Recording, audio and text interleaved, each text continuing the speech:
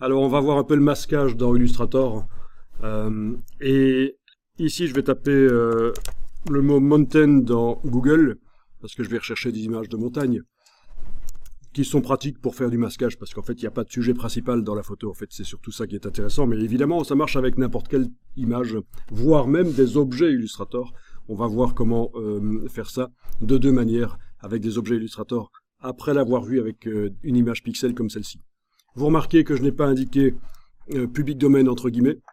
Donc je vais forcément ici trouver des images que je n'ai pas le droit d'utiliser. Elles sont sur le web, mais j'ai pas le droit de les utiliser. Donc je précise bien parce que on m'a déjà fait la remarque que si quelqu'un met une image sur le web, c'est forcément qu'il autorise son utilisation, mais pas du tout évidemment. Quand on fait des sites web, on fait ses propres images et on n'a pas envie que n'importe qui puisse les prendre et les utiliser. Donc, une image qui est sur le web, ça ne veut pas dire nécessairement qu'on peut l'utiliser. Mais donc, pour quand même filtrer, je vais filtrer les résultats, je veux dire ne voir que les images que j'ai le droit d'utiliser et utiliser pour des fins commerciales. Je vais aller dans les outils ici et dans droit d'usage. C'est l'autre manière de filtrer les résultats pour trouver des images que j'ai le droit d'utiliser. Et vous avez ici réutilisation et modification autorisée. Donc ça, c'est ce qu'on appelle les Creative Commons. Et là, il y a plus de chances que les résultats que je vois là, j'ai le droit de les utiliser. Il faudra quand même aller vérifier avant de vraiment utiliser l'image sérieusement pour faire un travail commercial. Il faudra quand même aller vérifier qu'elle est vraiment du domaine public. Enfin, pas du domaine public, mais en tout cas en Creative Commons, avec réutilisation et modification autorisée. Ça vous dit quelque chose, les Creative Commons? Ce sont des droits d'usage, en fait. On rencontre ça souvent sur le web. Donc, vous avez différents niveaux de Creative Commons. Vous avez ici attribution, donc voilà, signature de l'auteur initial obligatoire. Utilisation pour du non commercial, interdiction de tirer un profit commercial, produits dérivés, donc c'est la modification, et share alike, on peut le partager mais sans modification. Donc voilà, il y a différents niveaux, c'est ce qu'on retrouve là dans Google à cet endroit-ci. Vous avez par exemple réutilisation et modification autorisée, mais sans but commercial. Oui, donc vous aurez plus de résultats en principe, là. C'est moins restrictif que ce qu'on a choisi. Pour répondre à ta question, si tu fais un site web et que tu mets des images sur ton site web, il n'y a pas de possibilité d'empêcher les gens de prendre l'image. J'ai mis un petit truc copyright en dessous, mais je me sens un petit peu... Je pense que ça ne va pas empêcher certaines personnes de la prendre. Non, non. Ton petit signe copyright que tu mets sur l'image, mais c'est déjà bien, mais... le problème, c'est qu'il n'y a aucun moyen. Aucun moyen, puisqu'on sait même faire des copies d'écran de ce qu'on voit sur... Donc, à partir du moment où une image est visible sur l'écran, il est possible de la prendre. Maintenant, ce qu'il est possible de faire, c'est par la recherche d'images dans Google, d'essayer de retrouver sur le web où se trouvent tes images. Est-ce qu'elles ont été utilisées, volées par quelqu'un? Et ça, dans Google, ce sera en étant sur la page d'accueil de Google, en allant dans la partie images, et là tu vas pouvoir déplacer, avec Firefox, tu déplaces ton fichier d'image là-dedans, en un format compatible web, JPEG, PNG, hein, pas du PSD, donc pas du Photoshop, hein, ça marchera pas, mais un format compatible web, tu le déplaces là-dedans, et il va te retrouver ton image partout où elle se trouve sur le web. Et dans certains navigateurs, il faut cliquer sur l'appareil photo. On ne peut pas faire un glisser-déposer, il faut cliquer sur l'appareil photo et aller importer une image de ton disque dur. Ah, c'est très intéressant. Également, si tu as une image sur ton ordinateur et tu veux savoir qui est l'auteur, d'où elle vient, qu'est-ce que ça représente, même si c'est pas toi qui l'as faite, évidemment, et tu peux la déplacer là et tu vas... C'est la recherche par image, en fait. Oui, oui, très intéressant.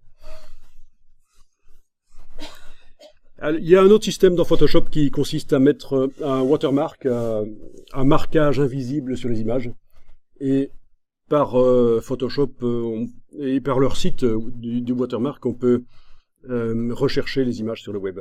Donc dans ce cas-là, même si elles ont été redimensionnées, même si elles ont été recadrées, on arrive à les retrouver. Parce que le système de recherche ici d'images, pas de Google, dans le cas des images recadrées, ça peut faire foirer la chose. Hein. S'ils ont recadré, si la personne qui t'a volé les images a recadré, ça peut ne pas marcher, il peut ne pas retrouver ton image. Mais avec le watermark, mais c'est payant en fait. Hein. C'est inclus dans Photoshop, mais c'est un service payant en plus de pouvoir mettre sur ces images du watermark. Donc, c'est pas si compliqué.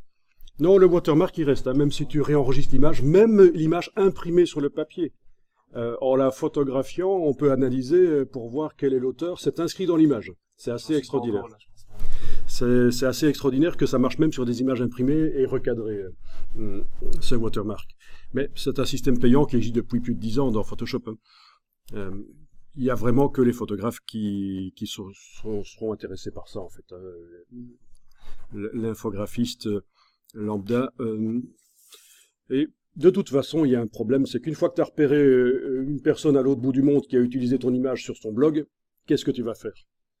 Tu peux lui envoyer un message pour lui dire de ne pas l'utiliser ou de te payer quelque chose, mais s'il ne veut pas, s'il ne répond pas, tu vas pas tenter un procès à quelqu'un à l'autre bout du monde qui a fait un blog avec ton image. C'est malheureux, mais c'est comme ça.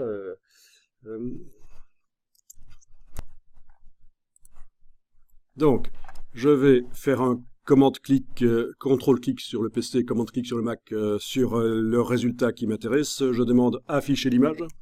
Oui, parce que c'est une image ici de 5000 pixels sur 1000. Et ne faites pas l'erreur que beaucoup font. Télécharger l'image qui est là, c'est juste une prévisualisation. C'est petit. Donc, j'affiche bien l'image entière. Elle n'est pas assez grande pour montrer tout son détail sur mon écran. C'est pour ça qu'on a la petite loupe, en fait, hein, dans le navigateur web. Quand on clique, on a la possibilité de zoomer en avant. Au moment où vous téléchargez l'image, que vous soyez en zoom avant ou zoom arrière, n'a pas d'importance. Tous les pixels, les 5000 sur 1000, seront, dans mon cas ici, téléchargés. Voilà, c'est en train de télécharger. C'est déjà fait.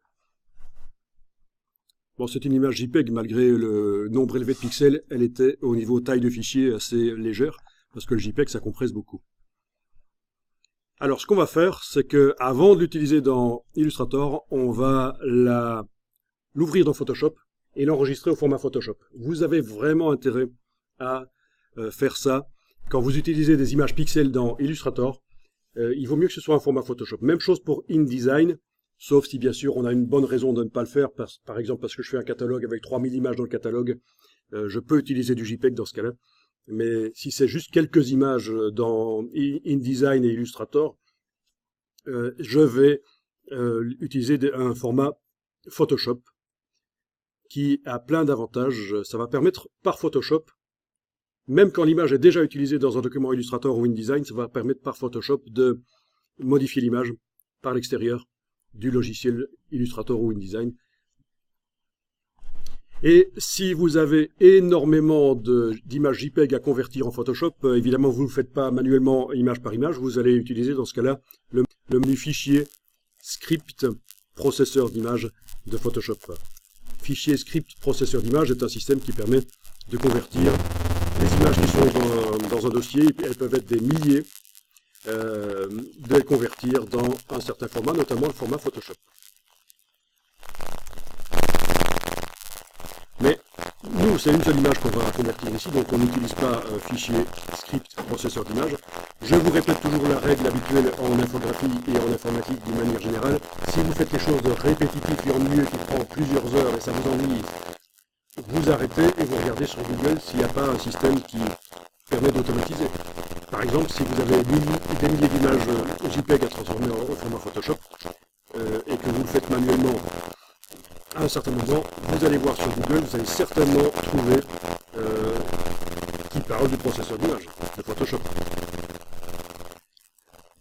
Je le dis, je l'ai déjà dit parce que malheureusement je vois trop souvent des débutants en infographie qui passent un temps bête à faire des choses qui peuvent être faites rapidement. D'ailleurs, dans certaines formations, il y a des participants en formation qui sont de très mauvaise humeur quand ils apprennent que, en fait, il y a un système qui permet en 3 minutes de faire ce qu'ils faisaient en 5 heures.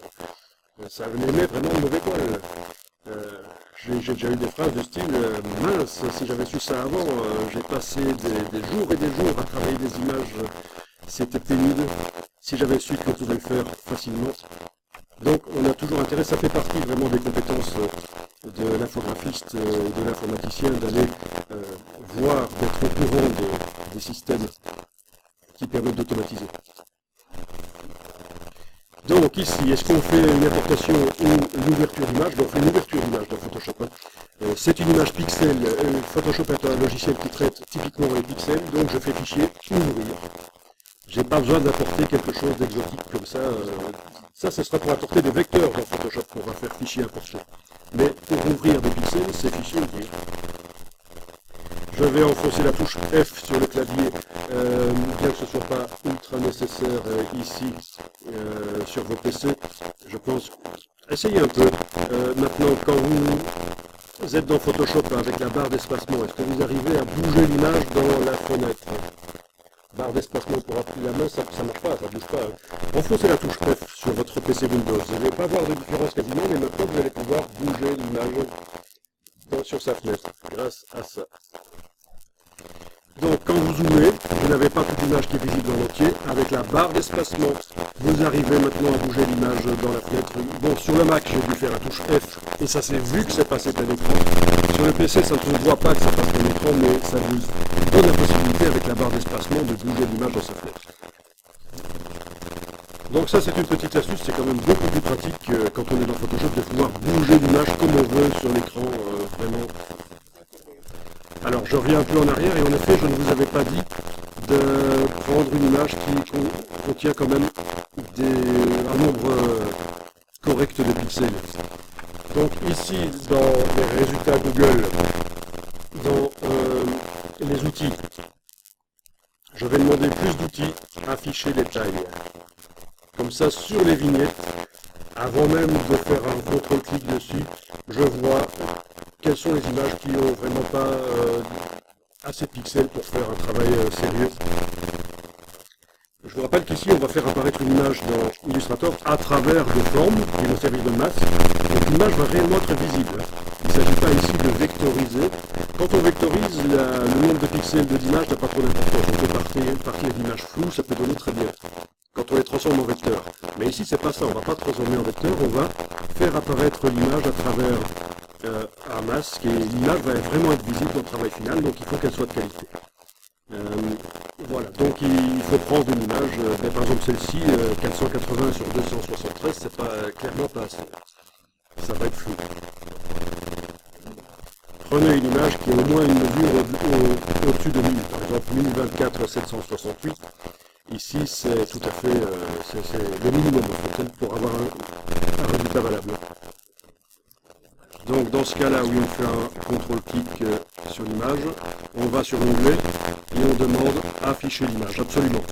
Et là, on fait clic droit, enregistrer l'image sous. Voilà, je ne vais pas aller jusqu'au bout du processus parce que j'ai déjà mon image, mais... Donc voilà, erreur de ma part, j'aurais dû vous dire de prendre une image qui a quand même une définition suffisante parce qu'on va faire du masquage en fait. Elle va vraiment apparaître dans le travail final Illustrator. Voilà, donc de retour dans Photoshop, quand l'image est ouverte dans Photoshop, on va simplement l'enregistrer au format Photoshop. Fichier enregistré sous. Et dans votre dossier, vous enregistrez au format Photoshop. C'est le premier de la liste ici, dans la liste des formats. Voilà, donc regardez bien dans quel dossier vous l'enregistrez. Il n'est pas interdit de réduire un peu le nom de l'image, si c'est long. Mais en tout cas, voilà, c'est un enregistrement en format PSD. Donc format n'a rien à voir avec les dimensions de l'image, bien entendu, c'est juste la manière d'enregistrer les données de l'image sur le disque dur. C'est le format de fichier. Donc voilà, on enregistre. Et on peut même la laisser ouverte dans Photoshop, c'est pas un problème du tout.